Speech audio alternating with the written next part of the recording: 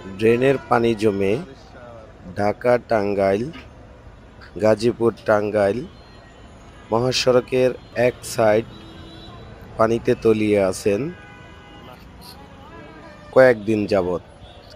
যারা অনুপম সুপারমার্কেটে মার্কেট করতে যাচ্ছেন তাদের এই মার্কেটে ঢুকতে বেগ পেতে হচ্ছে এবং সাধারণ মানুষের এখান থেকে যাতায়াতে অসুবিধা হচ্ছে।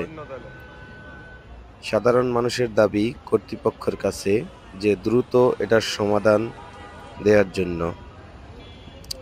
যদি কর্তৃপক্ষের নজরে ভিডিওটি পড়ে তাহলে অবশ্যই আশা করি ব্যবস্থা নেবেন, দ্রুত এই পানি সরিয়ে দেওয়ার ব্যবস্থা করবেন।